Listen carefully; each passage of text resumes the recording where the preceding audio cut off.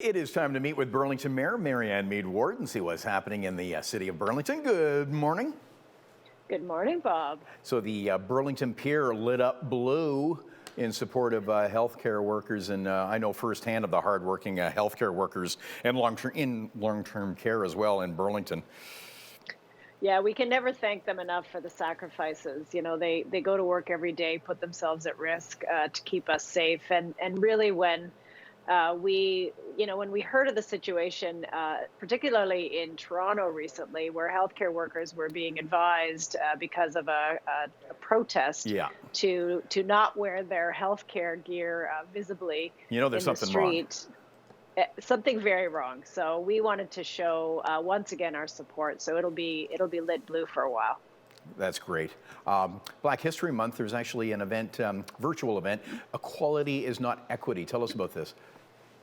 Yeah, this is put on by the African Caribbean Council of Halton, 10 to 11 tomorrow. It is a virtual event, and you know it's a really important concept that being equal.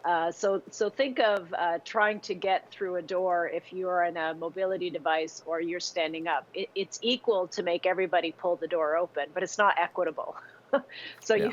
you got to give people the tools to do that. But even better, looking for systemic change and justice would be to remove the barriers in the first place. So that's the concept. I'm really looking forward to the discussion. Okay, you have a discussion today, actually a workshop on your preferred growth plan. We know that, Burlington, and the region's looking at this, but Burlington is saying, no to boundary expansion. Take us through the alternative steps you're looking at. Certainly. So we get assigned growth population numbers by the province, and then we have to divvy that up among the four regional municipalities, which includes Burlington.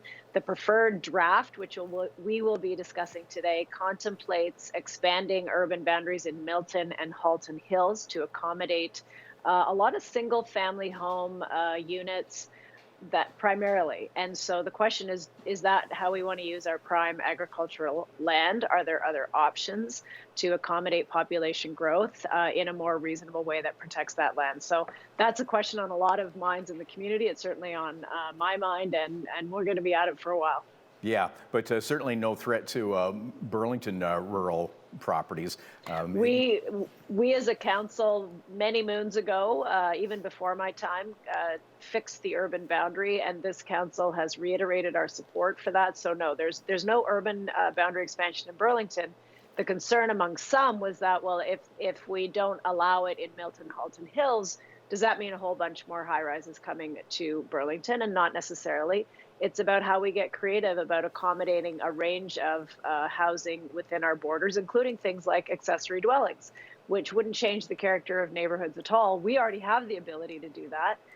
Basement apartments is another colloquial way to put it, or laneway housing, garden suites. We don't get a lot of uptake, but that's an option to accommodate housing without changing neighborhoods. Right. So we have to look at those solutions. Yeah, and vertical growth done the right way.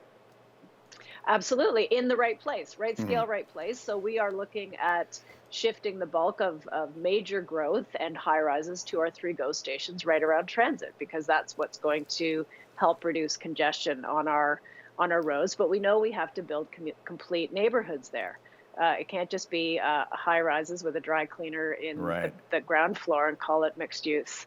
We need community centers, parks, jobs, services, all of that. Yeah, speaking of community centers, so let's talk about the Robert Bateman school site. There's been a next step in terms of purchasing that site, and where are we at with the plans? Absolutely. We are moving forward with a formal offer to the school board.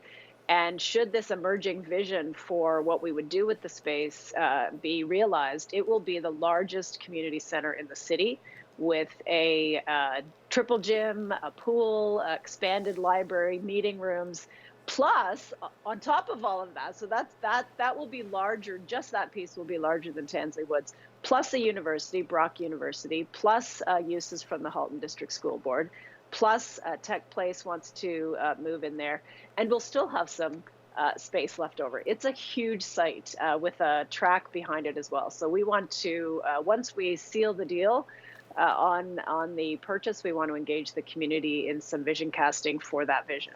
Okay, so there'll be more on that to come. More to come. Yeah, absolutely. So we'll see you again next week.